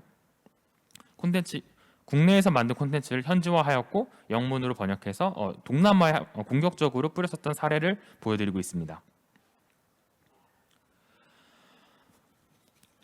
어느 정도 수익성과 사업성이 검증되었다고 생각하며 지금 이 시점에서 저희는 발빠르게 해외로 확장하려고 합니다. 콘텐츠를 활용하여 구매까지 이루어지는 비즈니스 모델을 더 강화시켜 내년부터는 본격적으로 인도네시아, 말레이시아, 베트남, 태국으로 진출 준비를 하고 있으며 동남아의 많은 인구를 통해 콘텐츠 테스팅과 확장 준비를 한 후에 아시아와 세계로 뻗어나가려 하고 있습니다. 저희는 이 웨델 혼자서 웨델 팀끼리만 한다라고 생각하지 않습니다. 그러기에는 저희가 꾸는 꿈의 크기가 너무 크기 때문에 이 원대한 꿈을 이루고자 저희 웨델은 국내에서 우수한 제조사와 콘텐츠 파트너의 도움을 받고 있습니다. 제조사는 웨델에게 메이드 인 코리아 육아용품을 제공하고 있으며 콘텐츠 파트너는 수년간 쌓아온 콘텐츠를 저희한테 제공하거나 그 쌓아온 콘텐츠 노하우를 활용해서 웨델과 함께 신규 콘텐츠를 제작하기도 합니다. 이렇게 제조사와 콘텐츠 파트너사의 지원에 힘입어 효율적이고 굉장히 공격적인 형태의 해외 진출을 할 수 있으며 콘텐츠 소비와 제품 구매가 함께 일어나는 선순환 구조를 만들 수 있었습니다. 마지막으로 저희 창업자 3명 간략하게 소개를 드리면서 저희 오늘 웨델 기업 소개 마무리하도록 하겠습니다. 저희 창업자 3명은 모두 유년기를 해외에서 보냈습니다. 스타트업에 대한 호기심과 꿈이 많아서 관련 업무에서도 다양한 경험을 쌓았고요. 저는 리니어블이라고 국내 하드웨어 스타트업 미아방지 팔찌를 만들어주는 스타트업에서 근무하면서 시리즈 A를 미국 나스닥 상장사였던 샘텍이라는 회사에서 200만 불 투자를 유치했던 경험이 있습니다. 그 후에는 쿠팡 투자자로 유명한 알토스 벤처스의 포트폴리오인 콜랩 아시아에서 시리즈 B 또한 유치를 지원했었던 경험이 있습니다. 저희 앱과 디자인, 브랜딩은 모두 저희 프로덕트를 담당하고 계시는 그리고 로드아일랜드 디자인 스쿨 출신이신 윤지호 이사님께서 맡고 계십니다. 윤지호 이사님께서는 MIT 스타트업과 국내 스타트업에서 프로덕트 관리자로서의 경험을 갖고 계십니다. 마지막으로 저희 콘텐츠와 마케팅을 담당하고 계시는 김강호 이사님께서는 저와 대학교 동문이시며 김강호 이사님 같은 경우는 인스타그램 마케팅 하나만으로 해외 매출 제로에서 20억 원까지 끌어올린 경험을 갖고 계신 굉장히 우수한 마케터이십니다. 저희 창업자 3명 외에 육아 콘텐츠 시장 혁신의 비전을 품은 12명의 동료와 함께 저희는 오늘도 열심히 달려가고 있습니다. 오늘 시간 내주셔서 감사합니다. 경청해 주셔서 감사합니다. 예, 감사합니다. 지금까지 외델의 심혁기 대표님이셨습니다. 오늘의 진행 방식은 지금 나중에 안내를 드리겠지만 갤러리 360을 통해서 유튜브에 갤러리 360을 통해서 저희 기업들 오늘 발표되는 기업들을 포함한 우수 벤처 기업들, 스타트업 기업들을 소개해드리고 있습니다. 거기를 활용해서 질의응답을 그러니까 하실 수 있도록 연결을 해드릴 수 있도록 하겠습니다. 자, 다음으로는 웰스케어의 이성원 대표님을 모시고 웰스케어는 헬스케어 디바이스를 제조하는 회사고요. 지금 현재 글로벌 진출을 진행하고 크라우드 펀딩도 진행했던 회사입니다. 큰 박수로 웰스케어의 이성원 대표님을 모시도록 하겠습니다. 네, 안녕하세요. 언택트 통증 관리 솔루션을 제공하고 있는 웰스케어의 대표 이성원입니다. 제 주변을 봐도 이제 그 현대인분들은 안 아프신 분을 찾기가 좀 힘들 정도로 그 통증 시장에는 이제 크게 3가지 이슈 중에서 환자 수분들이 굉장히 증가하는 이슈가 있습니다. 대표적으로 그 이유를 살펴보면 저희가 스마트폰이나 PC를 과다하게 이용할 수밖에 없는 환경에 이제 삶의 패턴이 바뀌었다 보니까 뭐 자라먹이나 손목 터널, 뭐 허리 통증 이런 통증 환자분들이 매년 꾸준히 증가를 하고 있고요. 또 이제 스포츠 레저 활동을 즐기다 보니까 각종 스포츠 부상에 대해 부상 환자분들도 늘고 있습니다. 그리고 또 뭐 여성분들한테 많이 있는 족저근막의 환자분들도 많이 증가를 하고 있고요. 네, 이런 통증 환자분들이 기존에 이제 만성 고령층 환자에서 많이 있었다고 하면 이런 통증 환자분들이 점점 젊어지고 계속 이제 연령층이 낮아지고 있던 특징이 있습니다. 또한 이제 그 의료기기에서도 이제 혁신형 의료기기로 이제 고도화가 되고 있는데요. 대표적으로 저희가 웨어러블 타입으로 신체에 붙여서 인체에서 발생되는 생체 신호를 수집해서 분석해서 개인 맞춤형 어떤 솔루션이나 인사이트를 제공하는 그런 디지털 헬스케어 쪽으로의 진화가 이루어지고 있다 보니까 대부분의 의료기기들도 웨어러블 타입으로 많이 진화를 하고 있습니다. 또 이제 코로나가 많은 거를 이제 변화하고 있는데 그 중에서도 이제 홈케어, 개인용 셀프케어 시장들이 폭발적으로 증가를 하고 있습니다. 저희는 이런 트렌드에 맞춰서 과연 통증은 측정되고 분석되고 효과적으로 비대면으로 치료될 수 있는가라는 질문에 대한 솔루션을 제공하고 있습니다. 병원에 가면은 그러니까 어디 다쳐서 병원에 가면은 대표적으로 이제 비보험으로 크게 비싼 시술이죠. 2가지가 있는데 체해 충격파하고 고강도 레이저 통증 시술이 있습니다. 그 중에서 저희는 고강도 레이저 시술을 낮은 강도로 홈케어에 안전하게 맞게 낮은 레이저 준위로 발생하는 기술을 이제 콜드 레이저 기술이라고 하는데요. 저희는 이런 병원에서 쓸 수 있는 콜드 레이저 기술을 최초로 웨어러블 타입으로 만들어서 통증부에 부착하기만 하면은 셀프 케어를 할 수 있는 제품으로 만들어서 사업화를 해봤습니다. 이런 웨어러블 타입의 치료적인 것도 굉장히 이제 유리한 타입이 되는데요. 광테라피 같은 경우는 신체에 효과적으로 광 침투를 해야 되는데 현대인들이 많이 걸리는 관절 부위 통증에는 이런 광대 굴곡이 져 있기 때문에 크게 만들거나 웨어러블 타입으로 만들지 않으면 광 손실률이 발생해서 효과가 떨어지는 부분이 있습니다. 그래서 저희는 이런 의료기기로서는 생물학적 안전 시험을 통과해서 웨어러블 타입으로 만들어서 사업을 했습니다. 고대 안암병원에서 이제 만성 통증 환자 100명을 대상으로 임상 효과를 봤고요.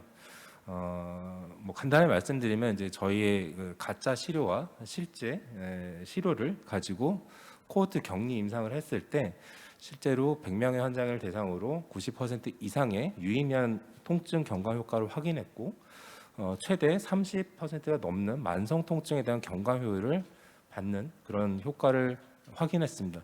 이 정도 효과는 앞서 보여드렸던 고강도 레이저 시술의 임상 효과하고도 거의 비슷한데요. 이게 이제 크게 다르지 않다는 거는 고강도 레이저 시술은 병원에서 이제 5분에서 10분 정도만 사용하는데 대신에 에너지가 저희 제품보다 50배 정도는 큽니다. 근데 저희 제품은 레이저 출력이 이제 50배 정도는 낮지만 50배 이상 더 시간을 더 오래 쓸 수 있는 거죠, 가정에서. 그런 디자인이다 보니까 결국 같은 광량을 통증 부위에 도달시켜서 같은 치료 효과를 누릴 수 있다라는 걸 확인했습니다. 저희는 이제 그 글로벌 특허나 이런 부분들도 웨어러블 타입으로 개발했을 때 구조적인 특허 기술과 그리고 이제 생체 시선을 수집해서 분석해서 보여주는 개인 맞춤형 시술 가이드나 통증에 대한 정도 이런 부분들을 보여줄 수 있는 두 가지의 핵심 특허를 기반으로 해서 글로벌 5개 국가에 출원해서 등록을 하고 있고요. 지금 현재 미국과 캐나다에 집중적으로 특허 포트폴리오와 상표 브랜드를 계속 확장하고 있습니다. 저희 제품의 솔루션 확장성은 일단 B2C 시장에서 일반인들이 계속 쓸 수 있는 부분과 또한 북미의 이제 카이로프락터 분들이나 피지오테라피스트 같은 이제 클리닉에서도 쓸 수 있는 제품으로서의 확장성도 가지고 있다라고 볼 수 있으면 될 것 같습니다. 같은 디자인이지만 그 병원용은 하이 규격과 하이 출력으로 클리닉에서 제품을 이제 통증 부위 여러 개를 써서 쓸 수 있는 레이저 테라피를 할 수 있고요. 저희 제품을 또 가정에서도 아마존이나 이런 오픈 마켓에서 사서 충분히 쓰실 수 있는 디자인이 됩니다. 저희는 미국 시장, 좀 광의적으로는 북미 시장에 집중하고 있는데요. 그 대표적인 이유는 최대 시장이기도 하지만 한국은 이제 병원 접근성이 굉장히 좋은 시장이지만 미국은 그 상대적으로 병원 접근성이 좀 떨어집니다. 대표적으로 이제 수치를 보면은 미국의 만성 통증 환자들이 그 병원 의사님을 만나는데 대략 한 4주 정도가 걸린다고 되어 있고요. 또 이동 거리도 평균 40km가 걸린다고 합니다. 이런 병원 접근성이 낮은 지역적 특성과 또 한국 같은 경우는 이제 침 치료나 뭐 찜질 치료, 뭐 파스도 있고 다양한 크림도 있는데 미국은 그런 부분들이 비선호되어 있다 보니까 대부분 이제 약물, 뭐 저희 미국 사람들이 아프면 이제 그 에드빌이라는 거를 이제 많이 먹죠. 그런 이제 약물들을 많이 먹다 보니까 대표적인 진통제나 이제 약물의 과다 사용 부분에 대한 오남용 문제가 굉장히 심각하게 대두되고 있어 대체 수단을 좀 필요한 상황입니다. 그리고 이제 콜드레이저는 통증 환자분들은 굉장히 고가의 수술로 인지를 하고 있기 때문에 한국은 이제 콜드레이저 시술을 모르지만 미국 분들은 이런 콜드레이저 시술에 대해서 굉장히 고가의 시술이고 굉장히 효과적인 시술이라는 걸 인지를 하고 있다 보니 이런 고가의 클리닉에서 쓸 수 있는 콜드레이저 셀프 테라피 치료 기술을 셀프 테라피로 내가 가정에서 언제든지 쓸 수 있다는 메리트는 크게 이제 작용할 수 있다고 보고 있습니다. 그래서 저희는 B2C 시장의 유효 타겟 시장을 대략 한 7조 정도로 보고 있고요. B2B 시장은 좀 더 큰 12조 시장을 확인해서 이 두 가지 시장에 계속 진입을 하고 있고요. 지금 코로나로 인해서 좀 더 접근성이 쉬운 B2C 시장부터 먼저 시작을 했습니다. 아마존에 아까 이제 뭐 사전에 발표에서도 저희 이제 히스토리가 잠깐 나오긴 했는데요. 저희 이제 크라우드 펀딩, 아마존, 뭐 그밖에 오픈 채널과 뭐 베타라는 채널에도 순차적으로 입점을 해서 미국에서 계속 마케팅을 하고 있고요. 온라인 상에서는 주요 경쟁하는 제품들이 기술들이 기존의 웨어러블 타입이 아닌 콜드 레이저 또는 LED, EMS나 텐스 같은 이제 전기 자극 기술 그리고 이제 고주파와 같은 이제 온열 치료 기술들이 경쟁하고 있는데요. 콜드 레이저는 이들 기술보다 훨씬 더 통증 완화에 대한 인상 데이터가 월등히 많은 병원 치료 기술이라는 점, 또 이제 뭐 부작용 사례가 극히 적다는 점, 또 일부 이제 EMS 같이 이제 마사지 기능이 임에도 불구하고 마치 시장에서 이제 그 테라피 디바이스로 이제 하는 보여지는 그런 기술 대비 훨씬 이제 병원형 치료 기술이고요. 텐스 같이 신경 치료보다는 근골격계 통증을 포함한 모든 대부분의 통증 효과가 있다는 점 등에서 굉장히 유리한 부분이 있습니다. 거기서 더 나아가서 저희는 웨어러블 타입이고 핸즈프리 타입으로 언제 붙여서 쓸 수 있다는 점이 가장 큰 매력입니다. 이런 경쟁력을 가지고 그동안 한 2년 가까이 저희가 미국에서 판매를 했는데요. 대표적으로 이제 주요 반응들은 이제 통증을 자주 접하고 시술하는 전문가분들에서 실제로 저희 제품을 쓰셔서 계속 사용을 하고 계시고요. 필드에서 또 이제 부상을 자주 당하는 스포츠 선수분들도 계속 반응이 높은 반응을 해서 구매를 해서 꾸준히 쓰고 계십니다. 이런 이제 대표적인 채널에서 이제 반응을 통해서 저희는 미국 대표적인 혁신 팝업 스토어인 베타 전매장에 지금 입점을 하게 되어 있고요. 최대 성과죠. 현재까지 이제 베스트바이의 스타트업 최초로 또는 의료기기 최초 기업으로 한국 스타트업 최초로 이제 베스트바이 입점해서 올해 5월부터 런칭해서 판매를 하고 있습니다. 저희가 이제 시리즈 AI를 하고 있는데요. 이 성과를 가지고 베스트바이 성과를 가지고 투자 라운드를 밟고 있는 부분이고요. 저희가 이 런칭하기까지 한 9개월이 걸렸는데 지금 현재 논의된 공급 규모는 한 8,000세트 정도, 한 20억 원 정도의 오더를 받아서 이 물량은 닷컴, 베스트바이 닷컴에 대한 물량으로 지금 논의를 하고 있고요. 베스트바이 같은 경우는 많이도 오해하시는데 이제 그 100% 정산을 해주는 구조입니다. 그러니까 팔리는 것만 정산해주는 위탁 판매 구조가 아니고요. 공급을 하게 되면 60일이 걸리는 단점은 있지만 60일 공급일로부터 60일에 100% 정산을 해줍니다. 현재 그 미국에 8개의 중앙 공급 센터를 지정을 받았고요. 여기에 8,000세트를 계속 입점을 해야 되는 상황이고 1,000세트를 입점해서 정산을 받은 상황입니다. 판매는 저희 미국에서 이제 엔터테인먼트 회사 그리고 또 NFL과 NBA 쪽을 코어하는 엔터테인 회사를 활용해서 홍보 마케팅을 하고 있고요. 그때 병원 그리고 소비자 마케팅, 기본적인 이커머스 마케팅을 병행하고 있습니다. 저는 현재 이런 계획을 가지고 올해는 이제 닷컴 물량에 대해서 집중하고 있고요.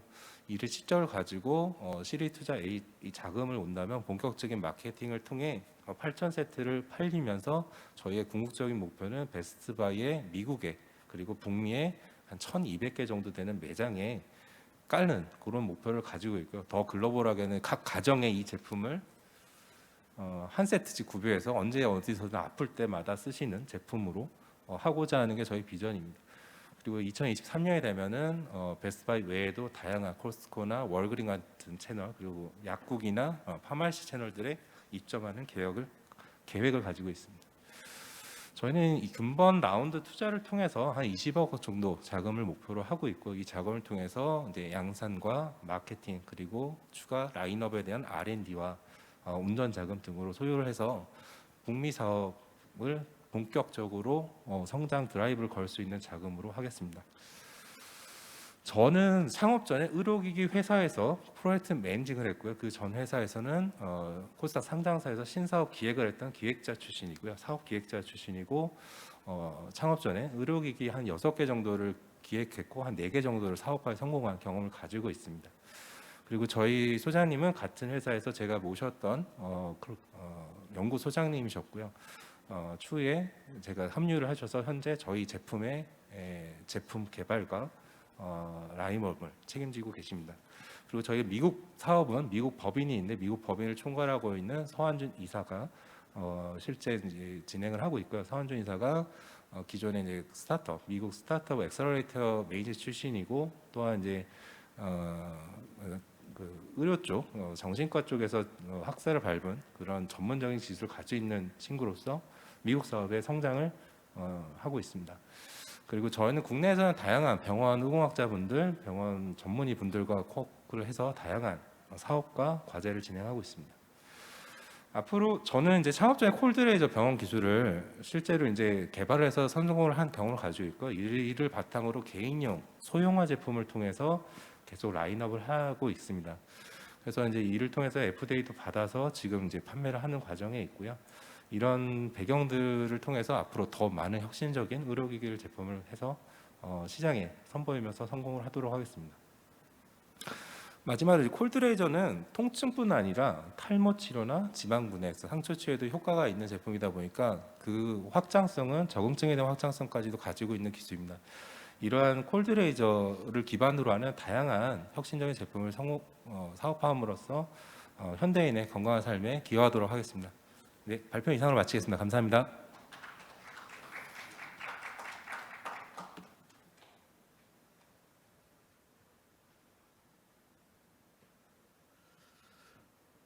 예, 고생하셨습니다.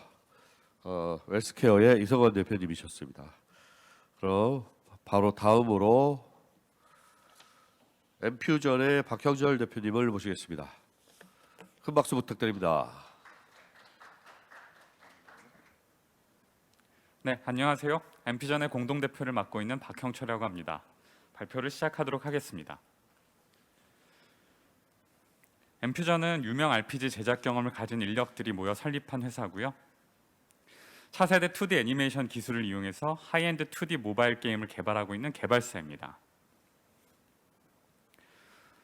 저희의 오늘 발표할 내용을 한 장으로 요약하면 다음과 같은데요. 저희는 2D 캐릭터 수집형 RPG라는 게임의 장르에서 가장 우수한 품질의 게임을 제작 중에 있고요.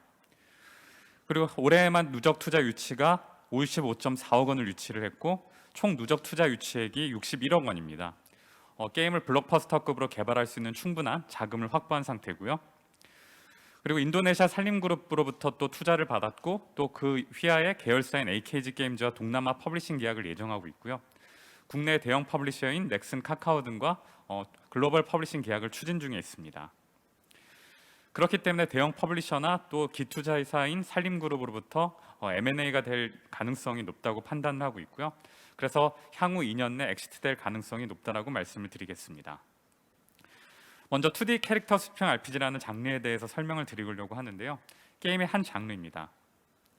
에픽7, 명일방주, 프리코네, 페이트 그랜드 오더 같은 대표적인 게임들이 적게는 4,300억에서 많게는 4조 원이 넘는 누적 매출을 기록하고 있는 인기 장르 중 하나고요. 이렇게 매출이 좋다 보니 넥슨이나 카카오 같은 대형 퍼블리셔들이 반드시 확보하기 위해서 애쓰고 있는 장르이기도 합니다. 개발사 입장에서는 단독으로 서비스할 때 리스크가 매우 큰데요. 네오위즈나 넷마블, 스마일게이트 같은 대형 퍼블리셔들을 통해서 서비스할 경우 시장에서 성공할 확률이 매우 높습니다. 실내로 서비스 실적을 보면 네오위즈를 통해서 서비스했던 브라운더스트 같은 경우는 순수 개발사 매출만 214억 원, 그리고 넷마블의 7개의 대제 같은 경우는 375억 원, 그리고 에픽7 같은 경우는 474억 원의 매출이 발생을 했습니다. 하지만 대형 퍼블리셔와 계약하는 건 쉬운 일이 아닌데요. 여러 가지 엣지가 있어야 하고 특히 그래픽 품질이 우수할수록 유리합니다. 그래픽 품질에 놓을 경우 유저들의 많은 관심을 받기 때문에 판권의 규모가 올라가게 되는데요. 2D 게임 같은 경우는 3D와 달리 애니메이션으로 인한 제약 때문에 그래픽 품질을 높이기가 어렵습니다. 그렇기 때문에 대부분의 2D 게임들은 그래픽에 있어서 하향 평준화 상태를 유지하고 있는데요. 다음 장에서는 2D 애니메이션이 어떻게 2D 그래픽을 제약하는지 설명을 드리도록 하겠습니다. 게임 그래픽의 발전 방향을 본다면 처음엔 이렇게 SD 캐릭터라고 불리는 아주 단순한 캐릭터에서 점점 등신비가 올라가고 세부 묘사가 매우 디테일해지고 그리고 여기에 화려한 애니메이션을 가미하게 되는 형태로 발전하게 됩니다. 근데 2D 같은 경우는 수많은 작화를 통해서 애니메이션을 표현하기 때문에 등신비가 높아지고 디테일이 높아질수록 작업량이 기하급수적으로 증가하는 문제가 있습니다. 아주 간단한 그림을 그리는 데는 하루도 안 걸리는데 이렇게 복잡한 수준의 캐릭터를 그리는 데는 적게는 일주일, 많게는 한 달까지 걸리기도 합니다. 그렇기 때문에 대부분의 게임 경쟁사들은 이렇게 화면에 보이는 것처럼 귀엽고 단순한 형태로 게임을 개발하게 되는데요. 현재 시장에 출시된 대부분의 게임들이 이렇게 단순한 캐릭터 형태를 취하고 있습니다. 저희 같은 경우는 단 한 장의 이미지만으로도 애니메이션이 가능한 고효율 기술을 보유하고 있는데요. 화면에 보시는 것처럼 이런 세가 방식을 통해서 단 한 장의 이미지만으로도 애니메이션이 가능합니다. 실제 사례를 보여드릴 텐데요. 저희가 제작한 게임 플레이 동영상입니다. 단 한 장의 이미지만으로 제작된 건데요. 여러 장의 이미지를 그리지 않아도 되기 때문에 매우 고품질의 캐릭터의 작화가 가능하고요. 오히려 전통적인 애니메이션보다 더 부드럽고 더 섬세한 애니메이션 연출이 가능합니다. 저희는 이러한 기술 역량을 인정받아서 게임 투자가 역대 최저치를 기록하고 있는 상황에서도 세 차례 투자 유치에 성공을 했는데요. 2019년 10월 시너지 IB 투자와 빅뱅 엔젤스로부터 5.5억 원의 투자를 유치했고요. 그리고 올해 1월 글로벌 기업인 인도네시아 산림그룹으로부터 120만 달러의 투자 유치를 성공을 했고, 그리고 바로 직전에 KB 인베스트먼트, 그리고 하나투자증권, 그리고 서울산업진흥원, 그리고 CJ 계열사인 타임와이즈 인베스트먼트로부터 총 42억 원의 투자 유치에 성공을 했습니다. 저희가 제작하고 있는 프로젝트에 대해서 간단히 소개를 드리려고 하는데요. 2D 게임에선 2D 캐릭터 일러스트라는 것이 있습니다. 이렇게 각 부분을 굉장히 섬세하게 묘사하는 작화 방식인데요. 그렇기 때문에 굉장히 유저들이 좋아하고 광고용으로도 많이 사용됩니다. 하지만 실제로 이거를 게임용 캐릭터로 사용한다는 것은 실제로 현재까지는 불가능에 가까웠는데요. 저희가 보유하고 있는 기술을 통해서 이러한 그래픽 품질을 표현하는 게 가능합니다. 실제로 보시면 그 게임 개발사들은 광고를 위해서는 이 캐릭터 일러스트를 이렇게 예쁘게 작성을 합니다. 하지만 실제로 게임에 들어가면 이런 SD 캐릭터가 등장하게 되는데요. 그래서 이 광고를 보고 들어온 유저들은 실제 게임에는 전혀 다른 캐릭터가 나오니까 좀 당황하게 되는 경우가 많습니다. 하지만 저희 같은 경우는 2D 캐릭터 일러스트와 실제 게임 캐릭터의 품질이 똑같습니다. 그리고 거기에 이런 2D 애니메이션 연출까지도 동일한 품질로 제작하기 때문에 현재 시중에 그리고 앞으로 출시될 게임을 통틀어서도 가장 뛰어난 그래픽 품질을 가지고 있는 게임입니다. 그렇기 때문에 경쟁자들과 한눈에 확연히 차이가 나는 그래픽 품질을 보유하고 있고요. 그리고 애니메이션 품질에 있어서도 더욱더 역동적이고 뛰어납니다. 이렇게 각 부분이 매우 섬세하게 표현된 캐릭터가 매우 부드럽게 움직이는 걸 영상을 통해서 확인하실 수가 있고요. 그러다 보니 국내의 카카오, 넷마블 같은 퍼블리셔는 물론 해외 대형 퍼블리셔인 텐센트, 네지 등도 저에게 큰 관심을 갖고 있습니다. 중국의 초대형 퍼블리셔들은 아무래도 시장 규모가 크다 보니까 게임 쪽에서의 매출이 정말 어마어마한데요. 텐센트 같은 경우는 게임 부분 매출만 20조 원에 달하고 네지즈 같은 경우도 8조 원이 넘습니다. 이러한 중국의 대형 퍼블리셔들이 저희를 직접 보기 위해서 방문까지 하기도 했었고요. 중국에서도 이러한 기술력을 가지고 있는 게임이 없다라고 평가하기도 했습니다. 그래서 저희는 연내 이러한 대형 퍼블리셔들과 퍼블리싱 계약을 체결할 예정이고요. 또 하나 저희는 이런 애니메이션 기술력을 이용했을 때 일본의 유명 애니메이션 IP를 개발했을 경우 더 시너지가 날 것이라고 판단하고 있습니다. 사실 일본 애니메이션은 그 출발 자체가 2D인데요. 아무래도 2D 그래픽으로 제작하는데 어려움이 있다 보니 3D로 제작하는 경우가 많습니다. 오버로드 같은 IP에 대해서 설명을 드리려고 하는데요. 누적 판매 부수가 900만 부에 이르고 총 4개 애니메이션과 극장판이 제작됐습니다. 중국에서 애니메이션이 방영됐을 때 무려 8억 6천만 뷰를 기록을 했는데요. 하지만 이걸 3D로 만들다 보니 이렇게 투박하고 원작과는 전혀 다른 느낌으로 만들어지게 되었습니다. 하지만 저희 같은 경우는 직접 2D를 그대로 옮기기 때문에 원작과 이질감 없이 이식이 가능하고요. 오히려 원작보다 더 뛰어난 그래픽 품질로 제작이 가능합니다. 실제로 일본에서 3D로 제작한 경우를 보실 텐데요. 3D 특유의 저렇게 각진 느낌이 나면서 사실 요즘 게임이라고 볼 수 없을 정도로 별로 좋지 않은 이펙트나 그래픽을 가지고 있습니다. 하지만 저희 같은 경우는 심지어 이걸 2016년에 제작한 버전임에도 불구하고 3D보다 월등히 우수한 그리고 2D의 그 느낌을 그대로 살린 그래픽을 표현해내고 있습니다. 저희는 이 프로젝트를 산림그룹과 공동으로 진행을 하고 있는데요. 유명 일본 애니메이션 IP 같은 경우는 계약금 규모만 10억 원이 넘습니다. 개발사가 이것을 직접 부담하기는 쉽지가 않은데요. 다행히 투자사인 산림그룹이 이 라이선스 비용과 개발비를 부담을 하고 저희가 개발을 하는 형태로 현재 진행을 하고 있습니다. 현재 다수의 IP들과 협상을 완료할 예정이고요. 연내 계약을 완료한 후 개발에 착수해서 2023년에 저희는 서비스하는 것을 목표로 삼고 있습니다. 저희의 올해 투자 유치 실적에 대해서도 소개를 드리려고 하는데요. 올해 저희는 13.4억 원의 해외 투자를 달성을 했고요. 그리고 구글과 정부가 협력하는 정부 지원 사업에서도 기술력을 인정받아 2억 원의 지원금을 받았습니다. 그리고 국내 VC 투자 유치 42억 중 이제 현재 30억 원의 투자금이 이미 납입이 완료된 상태고요. 여기에 동남아 판권료, 그리고 문화 콘텐츠 보증, 글로벌 판권료 이 모든 것들을 더해서 최대 132억 원의 자금이 조달이 가능할 것으로 판단하고 있습니다. 저희는 이 투자 금액을 토대로 우수 인력을 확보하고 팀 규모를 50명까지 확대, 그리고 성우 녹음 및 BGM 그리고 각종 연출에 투자해서요. 경쟁사들과의 어떤 그 품질 격차를 더 넓히려고 하고 있습니다. 저희 엑시트 플랜에 대해서 설명을 드리도록 하겠습니다. 저희 가장 유사한 게임을 개발하고 있는 에픽세븐이라는 게임 같은 경우는 2017년 3월에 데브시서즈 벤처스로부터 19억의 투자를 유치하는 데 성공했습니다. 당시 포스트 밸류는 190억이었고요. 그리고 그해 11월에 스마일게이트 메가포트와 100억 원 규모의 계약을 체결합니다. 그리고 게임을 런칭하고 한국과 북미 등에서 아주 좋은 실적을 기록을 했고요. 그리고 2019년 4월 밸류 1866억에 매각이 됩니다. 투자사는 단 2년 만에 186억의 매각 차익을 거두게 되었는데요. 저희도 그 유사한 시나리오를 따를 것이라고 판단을 하고 있습니다. 저희도 현재 시리즈 A 투자 유치에 성공을 했고 이것을 발판으로 퍼블리싱 계약에 성공한 다음 서비스 후 대형 퍼블리셔를 통해서 인수되는 시나리오를 진행하고 있고요. 이대로 진행된다고 한다면 아무래도 2년 내에 투자금 회수가 가능할 것으로 판단을 하고 있습니다. 여기에 저희는 추가적인 옵션이 더 하나 있는데요. 앞서도 설명을 드렸지만 산림그룹이 저희에게 투자했고 투자 계약 자체에 우선 협상권을 보유하고 있기 때문에 M&A 제한이 있을 경우 산림그룹도 우선적으로 검토를 하게 될 것 같습니다. 따라서 국내 대형 퍼블리셔 또는 산림그룹부터 저희가 인수될 가능성이 매우 높습니다. 마지막으로 저희 팀을 소개하고 마치도록 하겠습니다. 개발을 총괄하고 있는 박경수 대표는 블레이드 앤 소울 라그나로크 등 국내 유명 MMORPG 프로젝트를 개발했고요.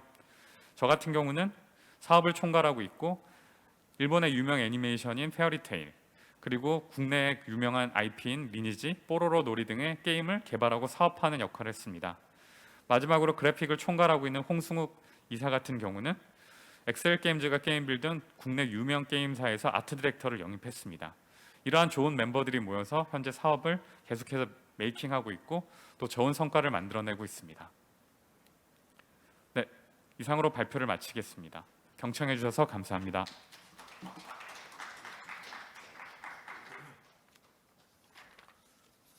예, 지금까지 엠퓨전의 박형철 대표님이셨습니다. 네. 오늘 기업들 만나보셨는데요. 이 기업들은 다시 한번 안내드리지만 저희 유튜브를 통해서 그 갤러리 360이라고 해서 기업들, 요 3개 기업을 비롯해서 한 10여 개 기업들을 저희 협회에서 발굴한 글로벌 진출에 관심 있는 기업들을 갤러리 360을 통해서 기업 소개나 그리고 발표 자료 또는 동영상 자료들을 오픈하고 있습니다. 그래서 그 링크나 그걸 참고하셔서 컨택하고 싶으신 분이나 이런 도움을 주시거나 또는 함께 하시고 싶으신 분들이 있으시면 언제든지 연락을 주시고 문의나 이런 걸 주시면 감사드리겠습니다. 자, 오늘 9시 반부터 시작해서 장시간 4차 산업혁명 시대 기업의 글로벌 진출과 기회라는 제목으로 세미나를 진행했습니다. 향후에 그 자율 상담이나 그런 부분들도 같이 유튜브 채널이나 저희 협회 채널을 통해서 자연스럽게 이용을 해주시면 감사드리겠고요. 앞으로도 저희 협회를 비롯해서 벤처 기업이나 스타트업에 대한 많은 관심과 지원 다시 한번 부탁드리겠습니다. 예, 그럼 또 다음 기회에 뵐 수 있는 기회를 다시 한번 뵐 수 있었으면 좋겠습니다. 감사합니다.